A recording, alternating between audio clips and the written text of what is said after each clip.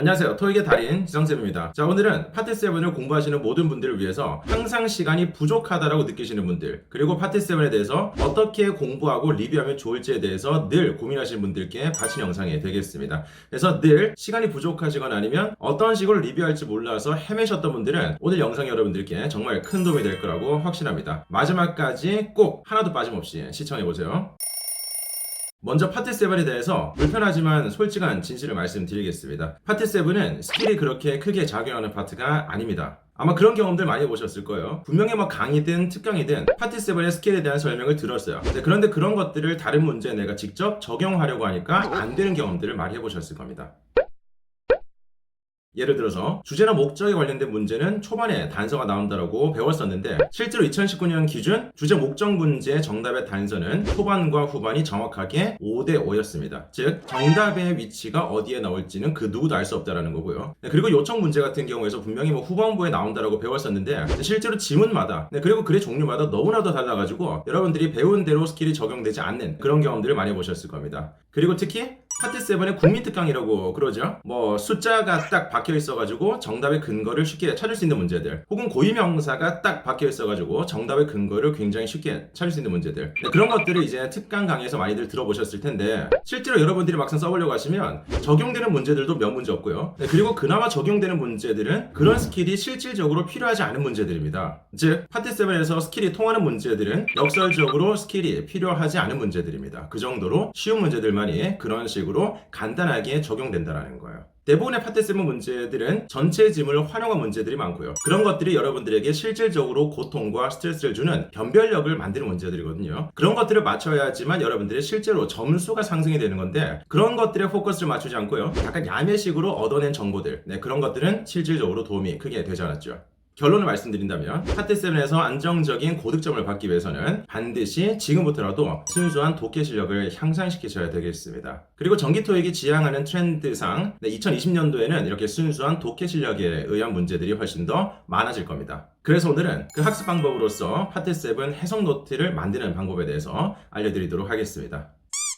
자, 먼저 문제를 푸실 때는 시간을 반드시 재고 푸셔야 돼요. 시간을 재지 않고 문제를 푸는 것은 처음에 크게 의미가 없습니다. 보통 한 문제당 1분 정도를 세팅하시면 좋은데 시간에 쫓기는 기분을 느끼면서 문제를 푸셔야지만 여러분들의 실질적인 실전에 대비한 문제풀이 학습법이 연습이 되는 거고요. 그리고 여기서 질문이 나올 수가 있죠. 만약에 시간 재고 문제를 풀다가 시간이 오버가 되면 어떻게 하냐? 그러면 문제 푸는 걸 중단해야 되냐? 아니에요. 일단 문제는 끝까지 푸셔야 돼요. 즉 여기서 말씀드리고 싶은 것은 최초 문제를 풀 때는 반드시 시간을 재면서 시간의 압박을 느끼면서 문제를 푸시는 겁니다. 오케이? 자, 그렇게 문제를 푸시고 난 다음에 채점을 하겠죠. 그러면 맞는 문제랑 틀린 문제가 구분이 될 텐데 일단 먼저 틀린 문제에 대해서는 근거 문장을 반드시 찾아보시는 것이 첫 번째 리뷰가 되겠습니다. 모든 파트 7의 정답은 근거 문장에 있습니다. 근거 문장이 없이 그냥 대충 그럴 것 같다라는 정답은 절대 존재할 수가 없거든요. 그래서 먼저 근거 문장을 찾는 거, 그리고 근거 문장을 찾아서 정확하게 해석하고 형광펜 정도로 표시해 두시는 거, 이게 첫 번째 리뷰가 되겠고요. 자, 그리고 지금부터 정말 중요한 말씀 드리겠습니다.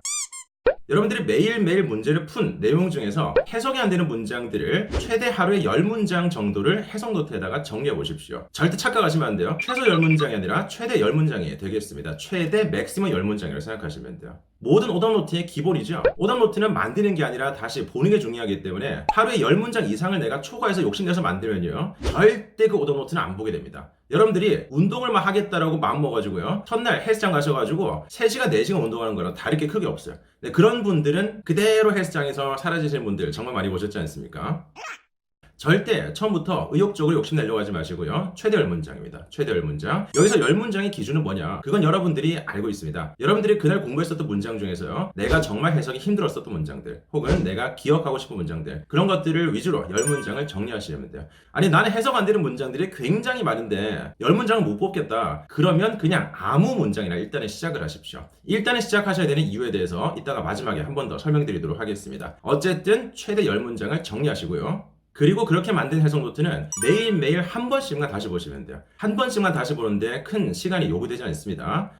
아침에 일어나서 한 번씩 보셔도 괜찮겠고요. 아니면 저녁에 자기 전에 보셔도 좋습니다. 어쨌든 하루에 한 번씩만 보시면 돼요. 보면서 해석이 완전하게 되는 문장들은 넘겨버리시고 해석이 안 되는 문장들은 이렇게 체크를 해두시면 좋습니다. 여기서 제가 실질적으로 우리 학생이 썼던 해석 노트를 한번 샘플을 보여드리도록 하겠습니다. 자, 지금 보시는 것처럼 가운데를 반으로 적고요, 왼쪽에는 영어 문장을 그대로 적는 거예요. 거예요. 절대 건드리지 마시고요. 그대로 적는 겁니다. 그리고 오른쪽에는 이렇게 구조적으로 직독직해 해석을 적어두시는 거예요. 필요하다면 단어나 구문 같은 것들도 적어두셔도 좋습니다. 어쨌든 왼쪽에는 오롯이 영어 문장을 그대로 적어두시고요. 오른쪽에는 구조적인 해석을 적어두시는 거예요. 이런 식으로 항상 왼쪽을 보면서 해석이 되는지 매일매일 읽어보시는 겁니다. 그리고 읽어보셔가지고요. 해석이 되는 문장들은 아예 없애도 괜찮습니다. 그냥 지워버려도 괜찮습니다. 만약 해석이 안 되는 문장들은 반드시 이런 식으로 체크를 해두십시오. 더블 체크, 트리플 체크 계속 해보세요. 네, 그런 문장들이 여러분들에게 실제로 약점이 되는 문장들이고요. 그런 것들을 극복하셔야지만 여러분들의 독해 실력이 한 단계 상승이 되시는 겁니다. 오케이?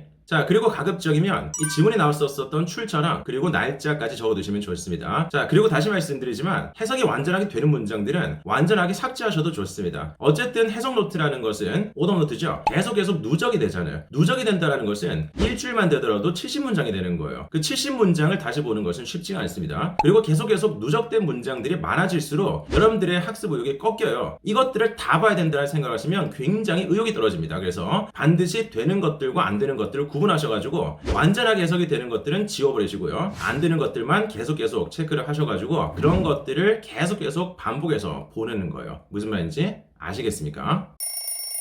자, 이런 식으로 반복을 하시다 보면 첫 일주일 정도는 어휘가 굉장히 많이 는다라는 것을 느낄 수가 있을 겁니다. 어쨌든 해석이 안 된다라는 것도 여러 가지 이유가 있겠지만 어휘를 모르기 때문에 안 되는 경우가 굉장히 많거든요. 그래서 그렇게 여러분들이 모르는 어휘를 살아있는 문장 속에서 학습을 함으로써 훨씬 더 오랫동안 기억에 남길 수가 있는 거예요. 그래서 첫 일주일 동안은 아마 어휘력이 굉장히 증대된다는 것을 느끼실 수가 있을 겁니다. 그리고 2주차쯤 되면 문장의 구조가 보이기 시작할 거고요. 이전에는 그냥 단어를 하나하나 해석하는 수준이었다면 점점 이제 문장의 구조적으로 보통 청크라고 표현을 하죠. 청크 단위별로 해석이 잡힌다는 것을 알 수가 있을 거고요. 그리고 3주차쯤 되면 여러분들이 정말로 구조적으로 내가 문장을 보고 있구나라는 것을 스스로 체감할 수 있을 정도의 숙달도가 생길 겁니다. 자, 여기까지가 해석 노트의 기본적인 큰 틀이 되겠고요. 여러분들이 공부를 하시면서 본인에게 맞는 방법이 있으면 그렇게 변형하시는 것도 굉장히 좋습니다. 제가 늘 학생들에게 말씀드리지만 너무 양식에 연연하지 마십시오.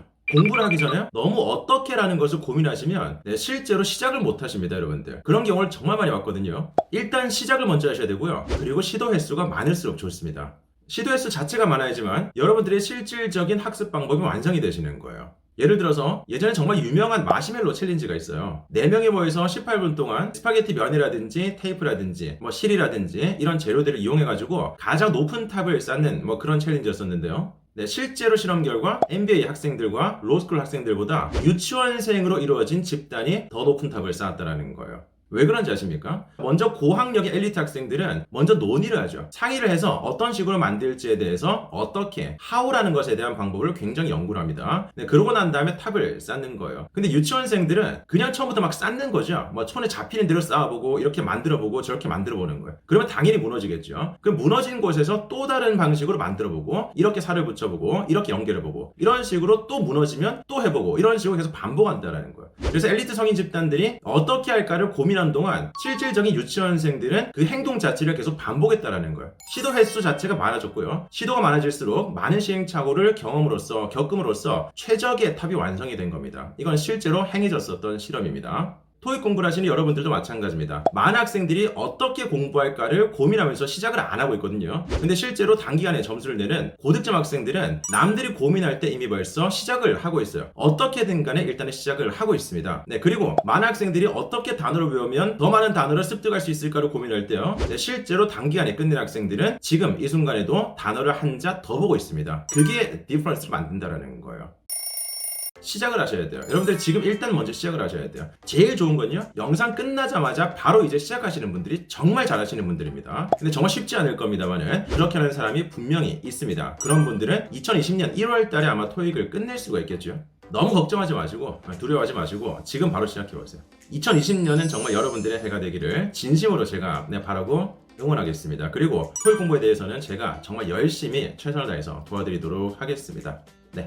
영상이 도움이 되셨다면 좋아요와 구독을 눌러주시면 저에게 큰 힘이 되고요. 댓글도 정말 큰 힘이 됩니다. 그리고 주변에 공부하는 친구들에게 이 좋은 정보를 많이 공유해 주십시오. 제가 훨씬 더 많은 정보들을 정확하게 알려드리도록 하겠습니다. 지금까지 신촌 토익 1위 토익의 달인 지성쌤이었습니다. 고맙습니다.